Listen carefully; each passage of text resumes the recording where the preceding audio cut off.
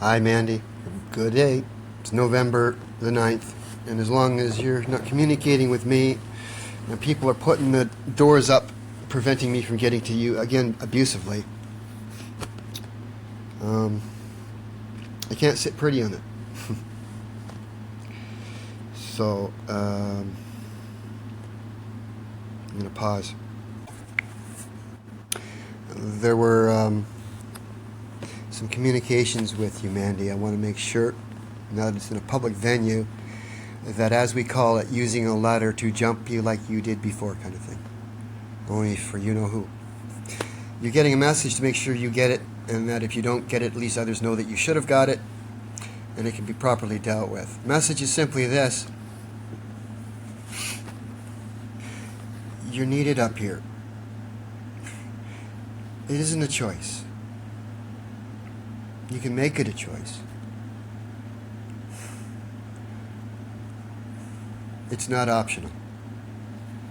If God is leading and running your life, you need to stop what you're doing down there and come up here and stop. You've done enough. Your time to anybody is not less than $16,000 an hour. You are to be not available to anybody in any professional level to play in any venue professionally with any of the work that you have for not less than $16,000 an hour, which you will receive and hold on to in trust for us, whereby nobody, including your Ari Engel, will receive 1 penny of that or any royalties in the past, and he will be returning that. The only money he's going to get is the time and the professional services he rendered. That's it. He has no interest into the royalties. He doesn't get to take a piece of me and a piece of you with him and make money on that. This is out in front of everybody. He's an entertainment lawyer. I don't need to tell him where he sits. I don't need to be an entertainment lawyer to know that I've got him in my hand right now, and I can do whatever. I'm not going to be the bully he was. I'm just going to say, this is not fair. I'm now suffering. And if you're really telling me yes, why aren't you like running here like yesterday? That's what doesn't make sense. And you got to understand that when 4 women before you have tried this with me, with handlers, with malicious intent, and it's been proven and shown that way, and I know that you're not like that and don't want to believe that, but have given no reason to think otherwise, I can't preclude that this is all good, even though it's pure and holy. I have to allow for the possibility of fuckery, which I'm still saying is occurring, as long as you're down there in a chair, and Instagram is saying I don't belong there, and whoever it is that's put all these blocks, they got to go. Okay? We have got to communicate. That's it. And you and I need to communicate in exception of all others, including your management. And authorities up here have been told, and they know. We're going the other way around. We're not going from Beverly Hill fuck-ups to York Pork. No, we're going from York Pork back down to Beverly Hill fuck-ups. That's right. That's what's going to happen. And do as thou wilt is not do as thou wilt. It won't be. It doesn't work down there, up here. It's not going to be seen up here like it does down there. It's not going to run amok up here like it does down there. And your religion is going to be revoked. Your Satanism, all that Satanism down there, you can keep it down there, but it won't enter Canada. I see what you're trying to do here, but it's not. When we expose you for the malicious threat that you are, the witches, the warlocks, the Satanism, what you really do, the one that you deflect and dismiss and all that ridiculousness, now, the truth about your criminality that says you will answer to the law because you're not above the law, and you don't use the excuse of love to say that you can just cutthroat someone else, because that's what allows you to do. Let's do as thou wilt. It allows you to take each other out and then try to justify it somehow through some proverbial word called love. Yeah. This is private message and communication intended for Mandy, although everyone else is hearing it. That choice is because of someone else that is abusing their authority and making that choice for 2 people. And has still convinced her that she needs to be in a chair getting her hair done, which I'd love to pay for. And there's lots of beautiful people up there. You do a wonderful job. Again, the groundwork's been paid. You do not need to work and sing and do any more. You need to shut down, relocate for a time, and get to know what the other half has. Work with the other half. Get to know the other half, independent of everybody else and all the other doors and windows and holes. And they got to go. Right? We got a time we need to be together, alone, for a reason. Okay?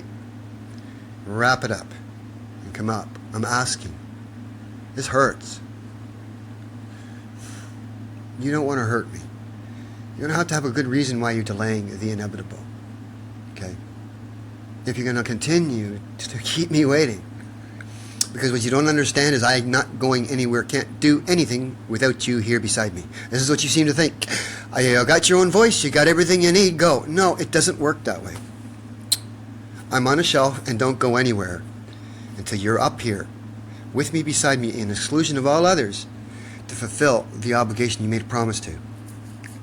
And this doesn't happen on your time, it happens on God's time. It's already past it, you see.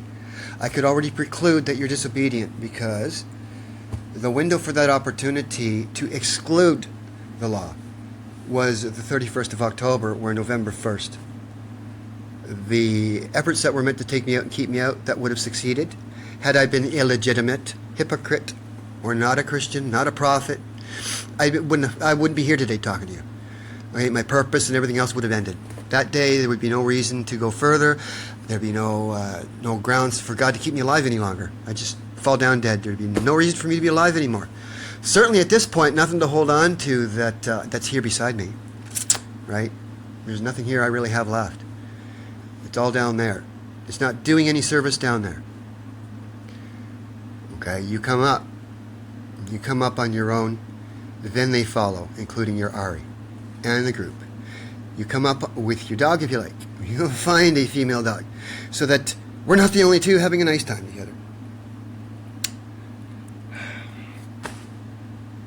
It really rots my socks. You can sit there and say, oh, you long for my embrace, I long for yours, yet you're still down there. Doesn't this suck?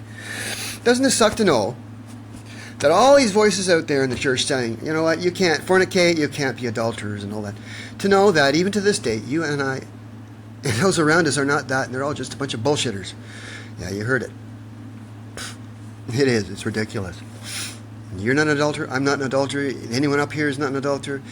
You and I are married, and we are staying married, and we'll tie the knot officially. You don't want me to continue talking, right? So come on up here so I don't have to let the world know. Okay? I'm just going to summarize and say, before anything happened, before any actions were taken by police, I was on the phone to your dad at home, letting him know everything that was going to come, asking basically him for a hand in marriage, or at least as a blessing.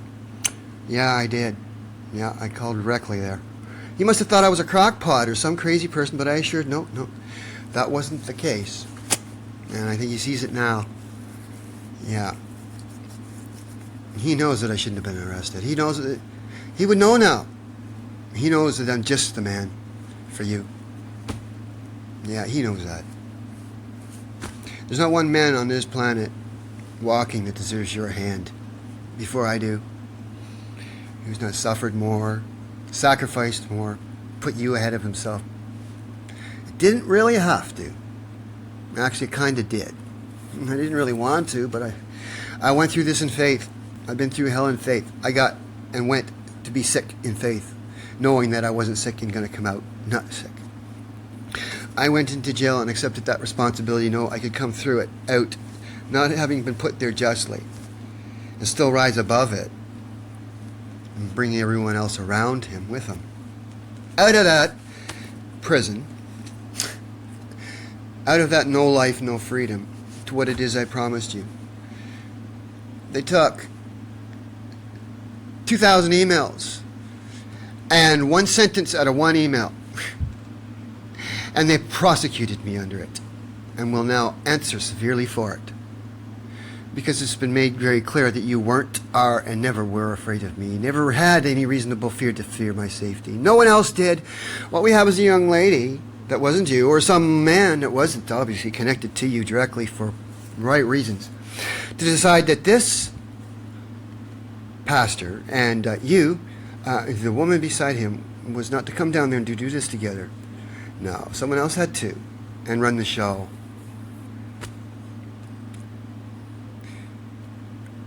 The gig's up. It's time to come home. I'm bringing you home, but I'm not opening a mouth, and I'm not going to do anything to do it. The time is ticking. I don't know how much more I can cover, or if I can. You're playing Russian roulette with a prophet who's giving you some instruction and saying, you know what? If you didn't have to come up here, I wouldn't want you to right now. But you know what? This isn't my will. This isn't your will. And unless you're going to sit there and call yourself a proven, tried, and tested prophet, you need to entertain that what I am telling you is wise counsel that needs to be listened to in exclusion of all other voices. And I'll leave it at that. You continue to communicate with me through your Twitter, through your music, as long as you're staying down there. You don't stop. You use my name publicly, and you tell them everything, and you don't let anyone take away from me that they shouldn't. And again, to me, it doesn't cost time to come to me. I'm free to you always, Mandy. I should be free to you with no inhibitions, with what we have here and where we're going. Anything holding us back, slowing this down, is an impediment, an obstruction that needs to be removed. Removed. I'm not holding back any longer. Okay, I got a job to do. I'm not doing it without you. I can't do it without you. A nation needs you up there. A nation down there is going to take you out, keep you out. You need to come up. That's it. I love you. You know, I know you love me, and I know that all this other smoke show that says otherwise is criminality. Have a good day, my dear. And the rest of you, just take your eyes and ears and go somewhere else. Do something good with your life. Like help us, you know. Come together and do something great rather than provide the reason, excuse to keep us apart. You know. We all deserve something good. So why don't we all deserve something good rather than just some people deserve something good and leave the people who really deserve something good out of it. Yeah, I think I've said enough. Have a nice day. I love you. Bye.